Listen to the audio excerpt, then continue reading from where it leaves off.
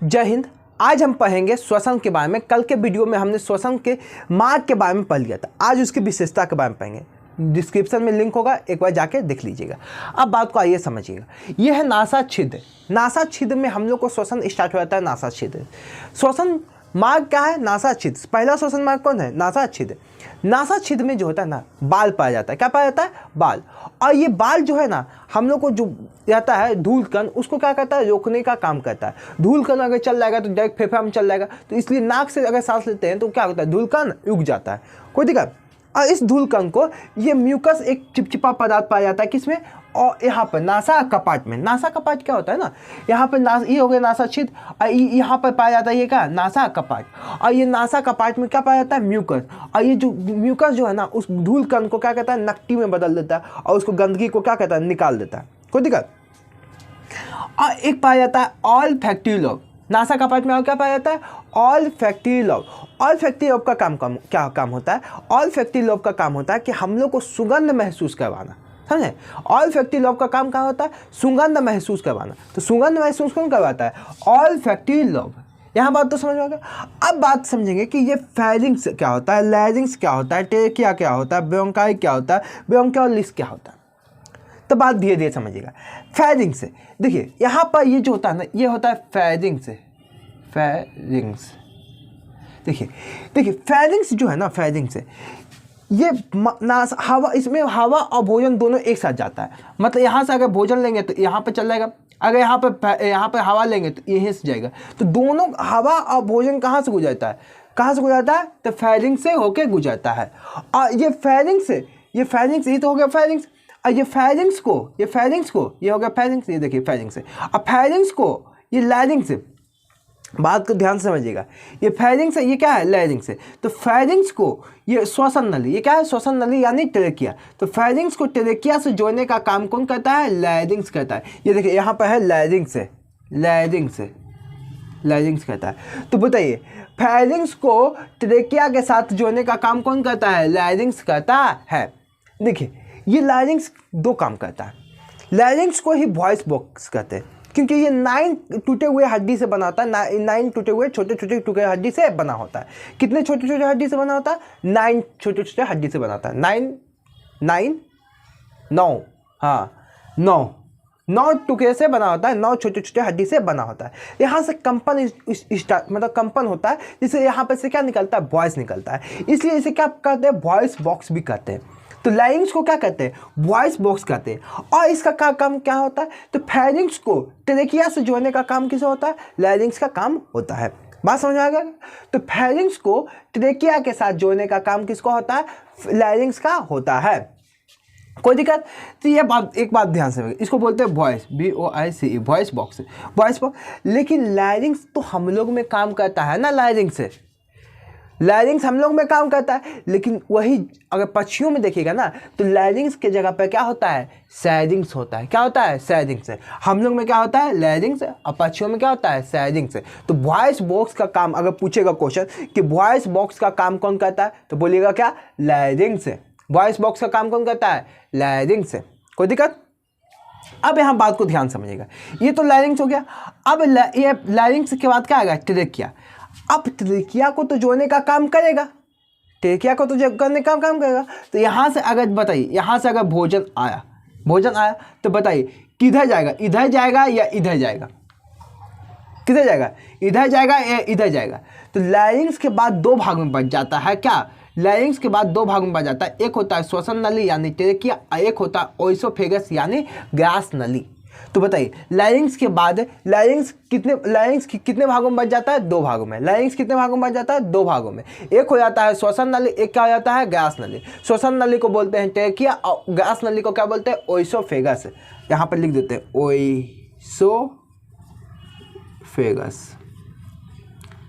Oesophagus. इसको क्या बोलते हैं? ट्रेकिया।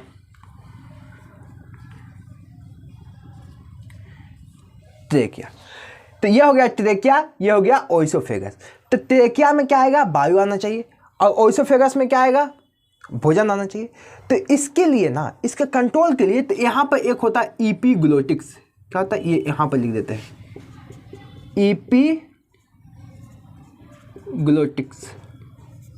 देखिए ये इपीग्लोटिक्स क्या होता है समझिएगा। इपीग्लोटिक्स जो होता है ना वो नियंत्रण करता है कि भोजन को किधर भेजना है और श्वसन मतलब हवा को किधर भेजना है। तो हवा को भेजने के लिए ये यहाँ पर हवा को जब भेजेगा तो ये इधर चल जाएगा, समझे, और जब भोजन को भेजेगा तो ये किधर चल जाएगा, इधर चल जाएगा। तो इसको कंट्रोल करता है कौन, दिमाग। इसको कंट्रोल कौन करता है, दिमाग। तो इपीग्लोटिक्स का काम होता है कि भोजन को किधर भेजना है और वायु को किधर भेजना है। तो कभी कभी देखिएगा ना तो आप खोलने रहिएगा कि पता नहीं चलेगा कि हाँ कि किधर हम मतलब दुनिया दूसरे दुनिया में खोल जाएगा, हम उसको याद करिएगा, समझे। तो याद से एक शय आता है आपको, समझे, कि ना दुश्मनी देती है वो ना मीत देती है, समझे।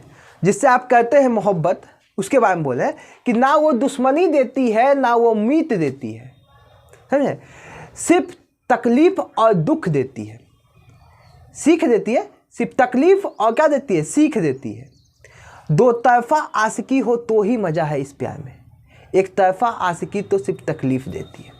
इसे एक तरफा याद मत कीजिएगा कि आप याद कर रहे हैं और इधर आपको इपीग्लोटिक्स काम में नहीं कर रहा है, समझे। तो एक तरफा याद नहीं करना है, जब भी करना है तो दो तरफा। अगर उधर से याद हो रहा है तभी से इधर से रिस्पॉन्स आएगा, अगर उधर से नहीं हो रहा भैया तो इधर से भी रिस्पॉन्स नहीं जाएगा, कोई दिक्कत। तो उधर से अपना रिपोर्टेशन नहीं गिराना है, तो उधर से याद होगा तभी इधर से हम याद करेंगे, कोई दिक्कत।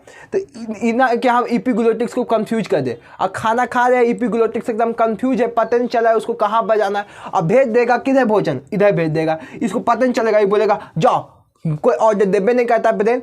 हम बोल रहे हैं किधर जाना है, किधर जाना है, भोजन को किधर भेजे, बताओ हमको किधर जाना है।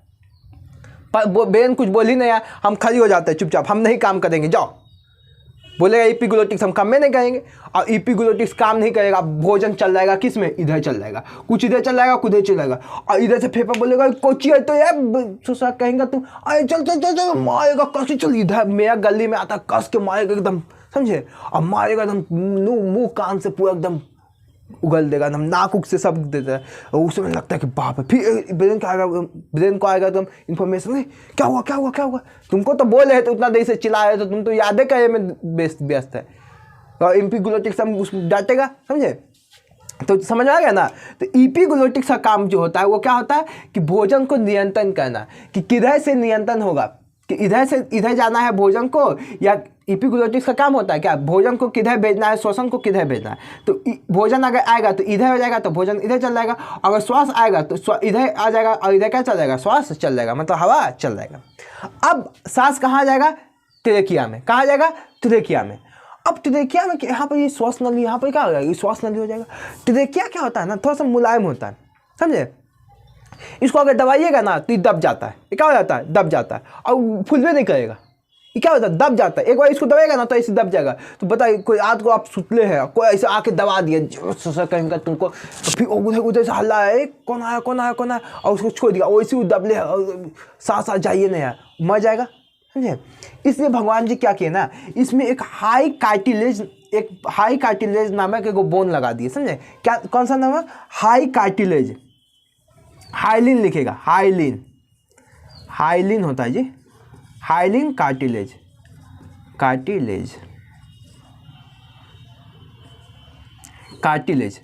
हाइलिन कार्टिलेज नामक एक बोन लगा दिए थे। इसको अगर इसको दाब दीजिएगा, देखिए इसको दाब देते हैं, फिर देखिए फूल जाएगा।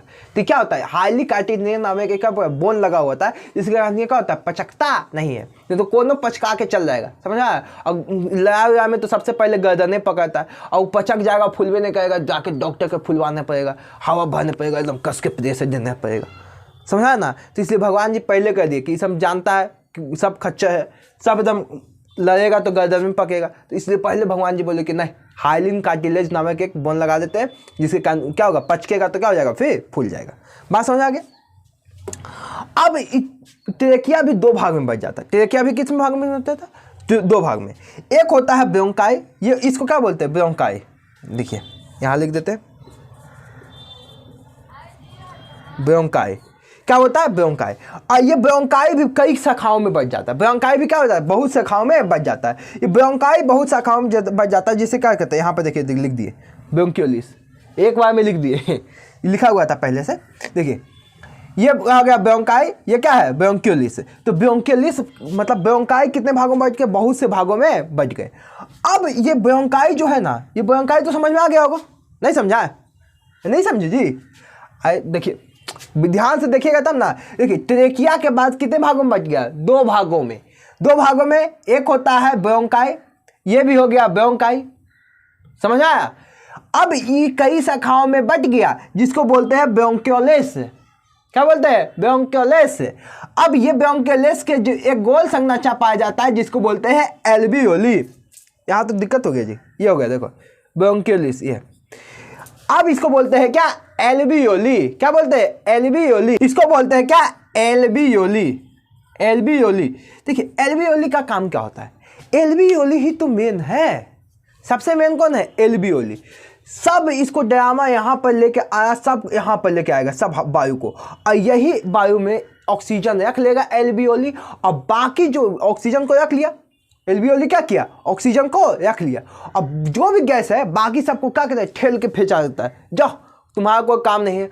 और ऑक्सीजन, बात यहाँ ध्यान से, ऑक्सीजन यहाँ पे तो ऑक्सीजन आ गया। अब यहाँ पर हार्ट लगा हुआ है, यहाँ पे क्या होगा, हार्ट। और ये हार्ट जो होता है ना, 4 चैम्बर होता है, कोई दिक्कत। और ये बाया निलय से यहाँ पर आएगा, कहाँ पर, उतना मत याद रखिएगा, अभी यहाँ पे बात को समझिएगा। हार्ट पे आएंगे तो वहाँ पे मतलब कंफ्यूजन दूर हो जाएगा। यहाँ पर ये यहाँ पर से कौन आएगा, यहाँ पर आएगा, यहाँ पर कोई दिक्कत। तो ये निलय से, बाया निलय से यहाँ पर आएगा, कहाँ पर, एल्वियोली में। कौन आएगा, ब्लड। अब ब्लड में पाया जाता है हेमोग्लोबिन।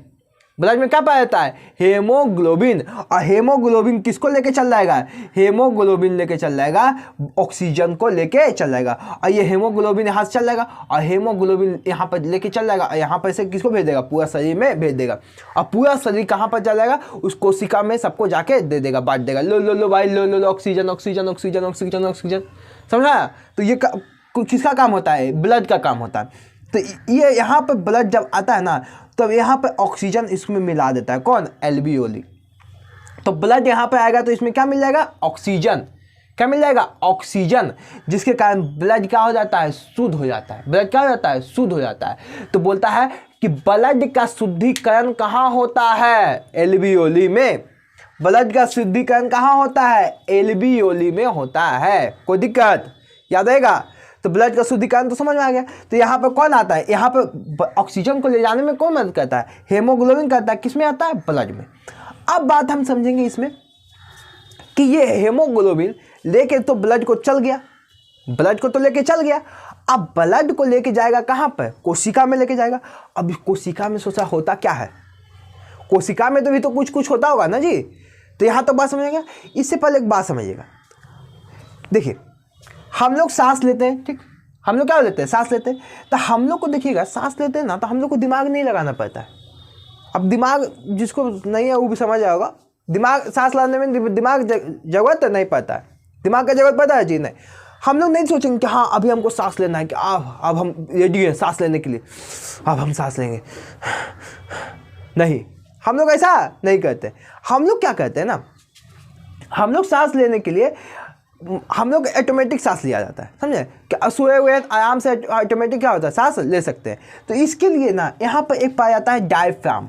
क्या पाया जाता है, डायफ्राम, डायफ्राम। देखिए ये इसको बोलते हैं बचगुआ। जो हृदय आता है उसे क्या बोलते हैं, बचगुआ। बचगुआ और उदय, उदय मतलब पेट, उदय। तो बचगुआ और उदय गुआ के बीच कौन पाया जाता है, डायफ्राम। डायफ्राम क्या होता है, इसका काम क्या होता है, तो सांस ऑटोमेटिक मतलब सांस लेने का काम होता है। तो सांस लेने में मदद कौन करता है, डायफ्राम करता है। तो एक्सीडेंट में क्या होता है ना कि डायफ्राम क्या होता है, टूट जाता है। एक्सीडेंट जब होता है तो डायफ्राम क्या होता है, टूट जाता है, जिसके कारण वहाँ पे उसको मृत्यु हो जाता है। सांस ही नहीं लेगा तो मृत्यु नहीं होगा जी। डायफ्राम टूटेगा तो सांस लेगा नहीं, और क्योंकि मदद कौन कर रहा है, वही कर रहा है, प्रेशर दे रहा है कि हाँ जाओ, ऐसे बुलाएगा, जाओ, सांस गया फिर आया, गया आया, समझा। तो ये किसका काम है, डायफ्राम का काम है। तो डायफ्राम बहुत ही जरूरी है। तो आगे हम अगला वीडियो में समझेंगे, आगे क्या क्या समझेंगे। तो आगे हम समझेंगे, ये तो यहाँ पर एल्वियोली समझ में आ गया, एल्वियोली। एल्वियोली उसके बाद आ जाता है ब्लड में चल जाता है। कहाँ चल जाता है ऑक्सीजन, ब्लड में।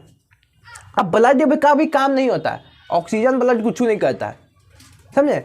ब्लड क्या, ऑक्सीजन क्या करेगा, मतलब ब्लड क्या करेगा, ब्लड जो है ना ऑक्सीजन को कहाँ पहुंचा देगा, सेल में यानी कोशिका में।